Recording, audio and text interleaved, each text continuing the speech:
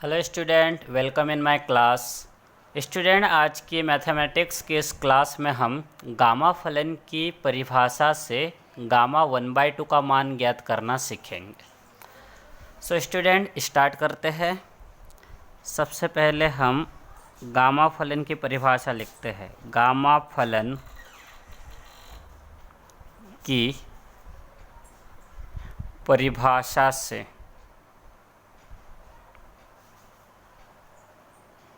Gamma फलन की परिभाषा लिख देते हैं।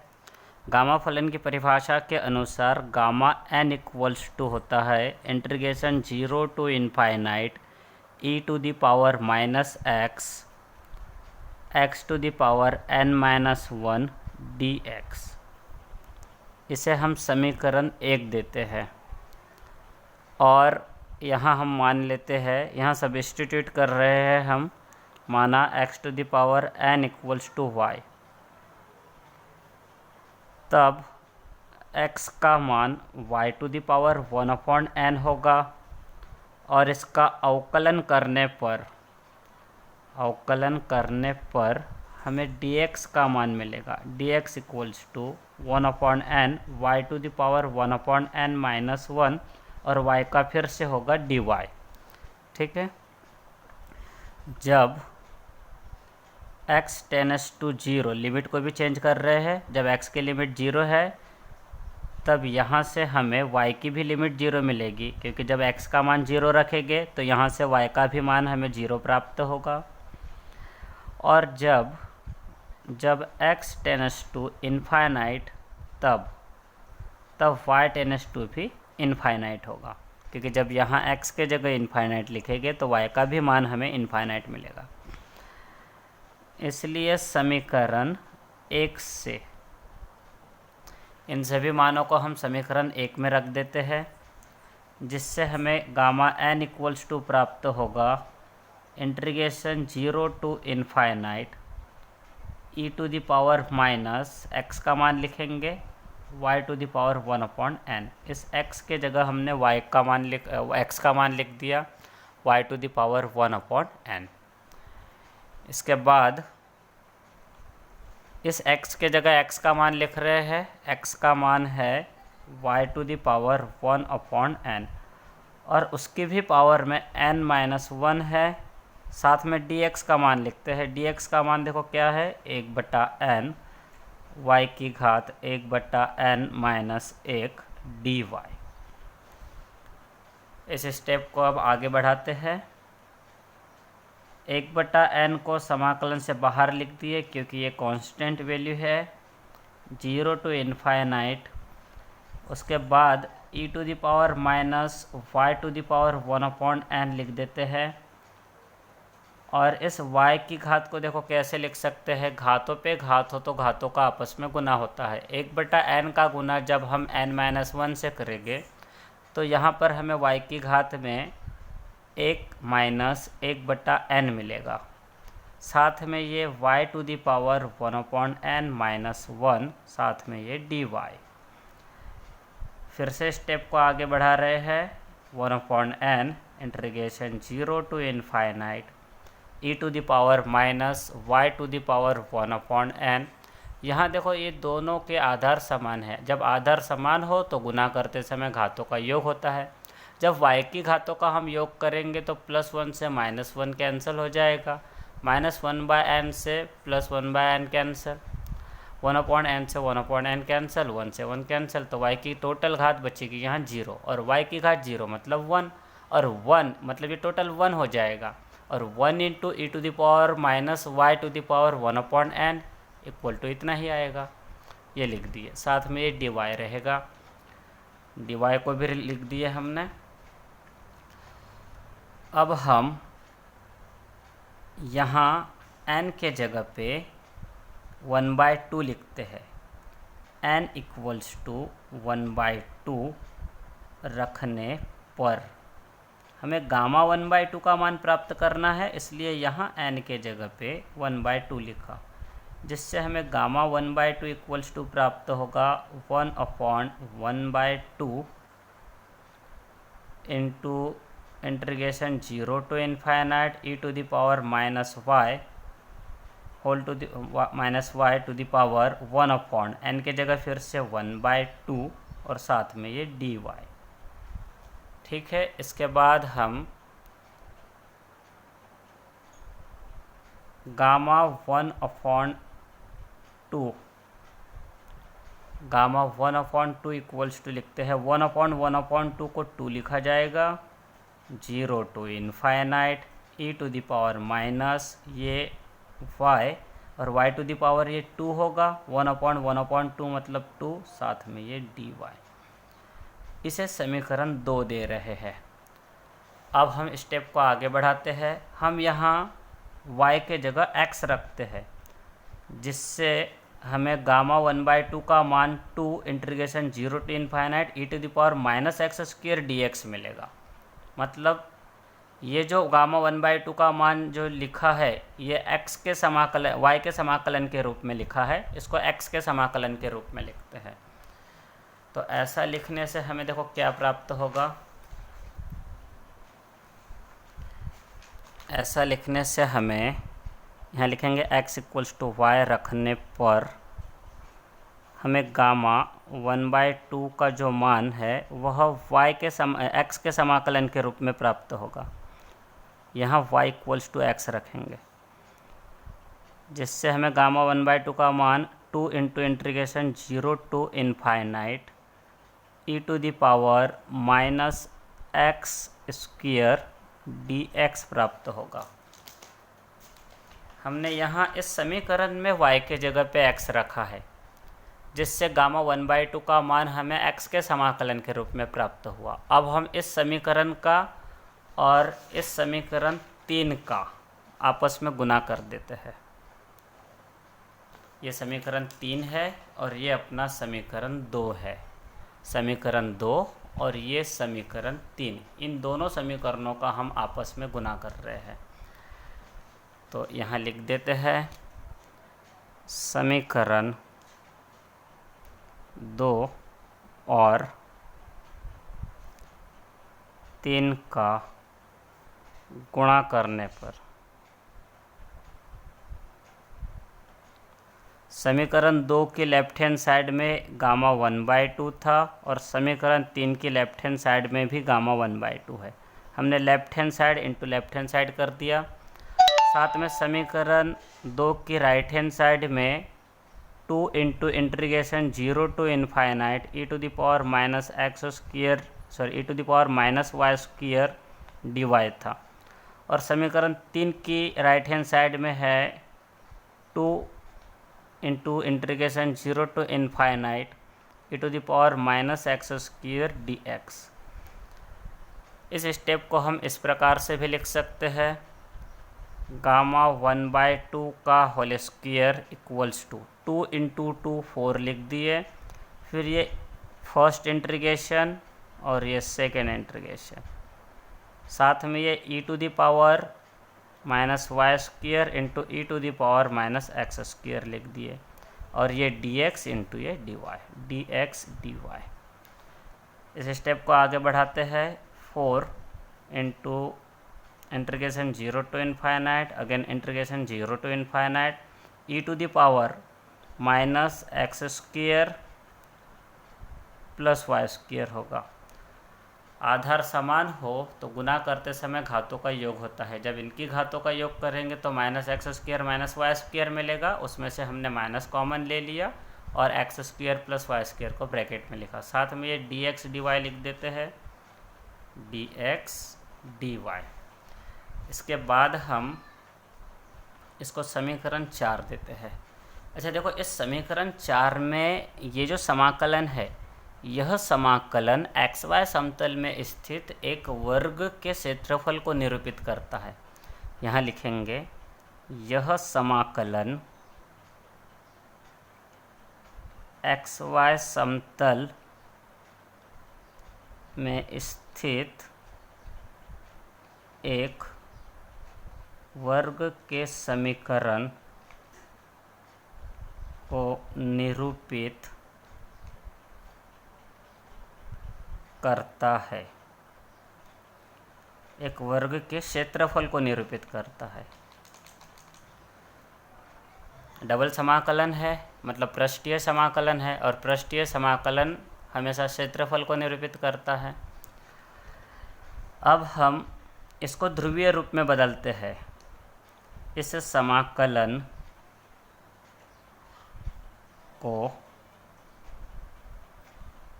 ध्रुवीय रूप में बदलने के लिए माना x equals to R cos theta, y equals to R sine theta, तब dx dy equals to R D R D theta प्राप्त होगा। ठीक है। अच्छा देखो यहाँ पर इसको चित्र की सहायता से समझने की कोशिश करते हैं। ये एक्स वाई समतल है। अगर हम x equal to R cos theta, Y equal to R sine theta मानते हैं तो यहाँ से हमें X square plus Y square equals to R square मिलेगा। इनका जब वर्ग करके जोड़ेंगे तो X square plus Y square equal to R square मिलेगा, जो कि एक वृत्त का समीकरण है। ऐसे वृत्त का समीकरण जिसका केंद्र मूल बिंदु है और त्रिज्या r है। इस वृत्त की त्रिज्या r पर हम एक छोटा सा क्षेत्र लेते हैं y-अक्ष के अनुदिश। यहाँ पर हम वृत्त के केंद्र पर डी थीटा कोण बनाते हुए एक त्रिज्या खंड बनाएंगे और उस त्रिज्या खंड में एक छोटा सा क्षेत्रफल ले रहे हैं जिसकी लंबाई r के अनुदिश अल्प लंबाई dr, और इसकी जो चौड़ाई है वह चौड़ाई, अच्छा देखो ये जो टोटल त्रिज्या है ये r है, और इस r से इस चाप का मान निकालेंगे कोण इक्वल्स टू चाप बटा त्रिज्या वाला सूत्र लगा के। कोण बराबर चाप बटे त्रिज्या। इस सूत्र से जब हम इस चाप का मान निकालेंगे, मान लो यह चाप y-अक्ष के अनुदिश dy है, और जब इस dy का मान हम इस सूत्र से निकालेंगे तो देखो कितना निकलेगा, कोण d थीटा है, चाप dy है और त्रिज्या r है। यहाँ से dy का मान मिलेगा हमें, dy का मान r d थीटा मिलेगा, मतलब ये r d थीटा है। ठीक है। ये जो आयताकार क्षेत्र है लगभग ये आयताकार क्षेत्र होगा। एक बहुत ही छोटा क्षेत्र है जो लगभग आयताकार क्षेत्र है, इसकी लंबाई आर डी थीटा, चौड़ाई डी आर है, तो इसका क्षेत्रफल are D theta D R होगा। अगर हम इसकी लंबाई को एक्स अक्ष के अनुदिश डी एक्स ले और चौड़ाई को वाई अक्ष के अनुदिश डी वाई ले तो इसका क्षेत्रफल डी एक्स डी वाई होगा, जिसका मान R D theta D R प्राप्त होगा। लंबाई गुना चौड़ाई D X into D Y या फिर R D theta into D R. लंबाई गुना चौड़ाई मतलब D X into D Y, जिसका मान R D theta into D R होगा। तो इस प्रकार से D X into D Y का मान R D theta into D R होगा। अच्छा देखो यहाँ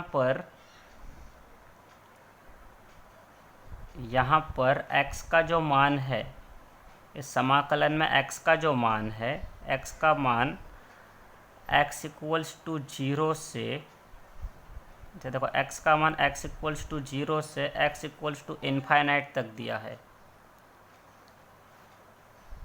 x का मान x इक्वल टू 0 से x इक्वल्स टू इनफाइनाइट तक। इसके संगत जब हम r का मान निकालेंगे तो जब x का मान 0 है तो r का भी मान यहाँ 0 होगा, और जब x का मान इनफाइनाइट है तो तब वहाँ r का भी मान इनफाइनाइट होगा। मतलब r की लिमिट जब x टेंड्स टू 0, यहाँ लिखेंगे x की लिमिट 0 से इन्फिनिटी होने पर r की लिमिट भी 0 to r tends to infinity होगा। और साथ में देखो यहाँ पर ये जो कोण थीटा है, ये थीटा का मान एक्स वाई समतल में थीटा का मान थीटा इक्वल्स टू 0 से थीटा इक्वल्स टू π/2 तक परिवर्तित होता है। मतलब थीटा की limit theta tends to 0 to theta tends to π/2 होगा। ठीक है, ये लिमिट्स है। अब इन मानों को जब हम समीकरण 4 में रखेंगे तो इससे हमें गामा 1/2 के होल स्क्वायर का मान प्राप्त होगा। देखो वह क्या होगा, समीकरण 4 में इन मानों को रखते हैं तो यहाँ से हमें प्राप्त होगा गामा 1/2 का स्क्वायर इक्वल्स टू, ये 4 लिख देंगे। फिर हम सबसे पहले r की लिमिट लिखते हैं 0 to इनफाइनाइट, और फिर थीटा की लिमिट 0 to π/2, साथ में e⁻⁻x² + y² का मान r² है यहाँ पर, तो इसके जगह r² लिख देंगे, और dx dy के जगह r dr dθ लिख देते हैं। ठीक है, अब इस समाकलन को आगे बढ़ाएंगे हम।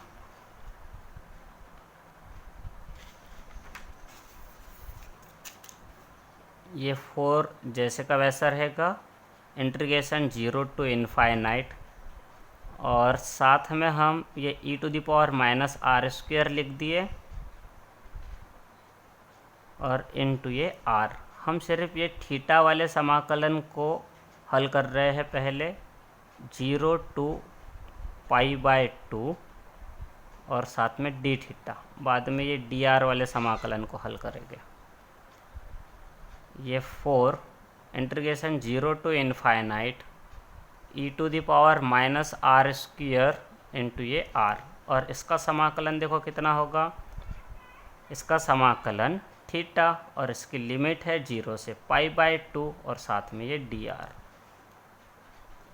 4 into integration 0 to infinite e⁻⁻r² into r, और साथ में यहाँ पर जब हम थीटा के जगह थीटा की लिमिट रखेंगे तो upper limit π/2 minus lower limit 0, π/2 minus 0 π/2 प्राप्त होगा, और साथ में dr। इस π/2 को हम समाकलन से बाहर ले आते हैं, जिससे हमें प्राप्त होगा 4 इंटू π/2। अब यहाँ समाकलन में e⁻⁻r² इंटू r dr बचेगा। इसको आगे बढ़ाते हैं हम। इस समाकलन को हल करने के लिए सबसे पहले तो इसको हम हल करके लिखते हैं। 4 से 2 डिवाइड, मतलब 4 2 से डिवाइड होगा और यहाँ 2π बचेगा। 0 to infinite e⁻⁻r² r dr। यह मान गामा 1/2 के होल स्क्वायर का मान है। इसे और आगे हल करते हैं। इसे हल करने के लिए हम मान लेते हैं, माना r² इक्वल्स टू t। तब अवकलन करने से हमें देखो क्या प्राप्त होगा, अवकलन करने पर r² का अवकलन 2r, r का फिर से dr और t का अवकलन dt। यहाँ से हमें r dr का मान dt/2 मिलेगा, और लिमिट देखते हैं, जब r टेंड्स टू 0 तब t टेंड्स टू भी 0 होगा। जब r का मान 0 होगा तो t का भी मान यहाँ से 0 मिलेगा, और जब r टेंड्स टू इनफाइनाइट तब t टेंड्स टू भी इनफाइनाइट मिलेगा हमें। अब इसे आगे बढ़ाते हैं, इसलिए गामा 1/2 का होल स्क्वायर इक्वल्स टू 2π, और यहाँ लिख रहे हैं हम लिमिट 0 to इनफाइनाइट, उसके बाद e⁻⁻r² के जगह t लिखना पड़ेगा, और ये r dr के जगह dt/2। अब इस समाकलन को आगे बढ़ाते हैं हम। तो देखो स्टेप को आगे बढ़ा रहे हैं। ये 2π जैसे का वैसा रहेगा। इस 1/2 को हम समाकलन से बाहर ले आते हैं, तो समाकलन में रहेगा e⁻⁻t dt। 2 से 2 कैंसिल, बचा π, और यहाँ e⁻⁻t का समाकलन e⁻⁻t, और समाकलन की लिमिट 0 to इनफाइनाइट। π e⁻⁻t को 1/e⁻t लिखेंगे, और ये 0 to इन्फाइनाइट। यहाँ t एक पॉजिटिव वैल्यू है। यहाँ हम लिमिट रख देते हैं 1/e⁻∞ माइनस 1/e⁻0। ये पाई जैसे का वैसा रहेगा। e⁻∞ मतलब इन्फाइनाइट होता है, तो ये इन्फाइनाइट लिख दिए इसको, माइनस ये 1/1 e⁻0 1। ये पाई, ये 0 माइनस 1।